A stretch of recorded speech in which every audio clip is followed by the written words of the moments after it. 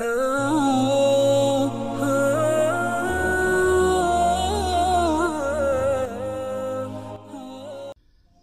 اللہ الرحمن الرحیم سبحان اللہ العظیم وبحمدہ۔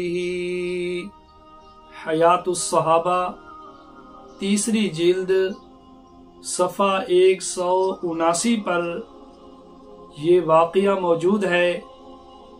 صحابی رسول حضرت قبیصہ بن مخارق رضی اللہ تعالی عنہ اللہ کے پاک نبی صلی اللہ تعالی علیہ وسلم کی خدمت میں حاضر ہوئے۔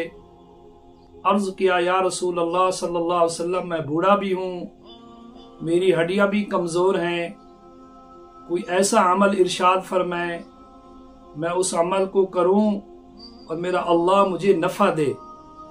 اللہ کے پاک نبی صلی اللہ تعالی علیہ وسلم نے ارشاد فرمایا کہ میرے صحابی، جب تو گھر سے چلا ہے اور راستے میں جتنے ٹیلے پتھر درخت آئے ہیں وہ سارے تیرے لیے بخشش کی دعا کر رہے تھے کہ ایک اللہ کا بندہ علم کی خاطر مسئلہ پوچھنے کی خاطر اللہ کے نبی صلی اللہ علیہ وسلم کی خدمت میں جا رہا ہے۔ تو اس سے ایک یہ فضیلت معلوم ہوئی، علم حاصل کرنے کی نیت سے جو گھر سے چلتا ہے تو دنیا کی ساری چیزیں حجر و شجر تک بھی اس کے لیے دعائیں مغفرت کرتی ہیں۔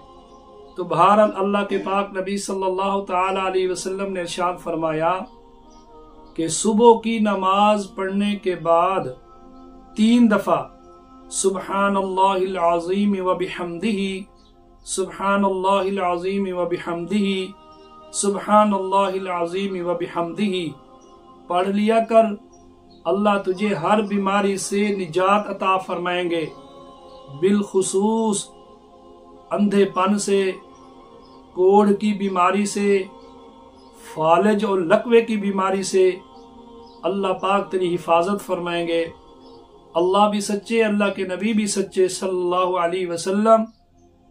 اللہ ہم سب کو آپ صلی اللہ تعالی علیہ وسلم کے فرامین پر یقین نصیب فرمائے، عمل پیرا ہونے کی توفیق عطا فرمائے۔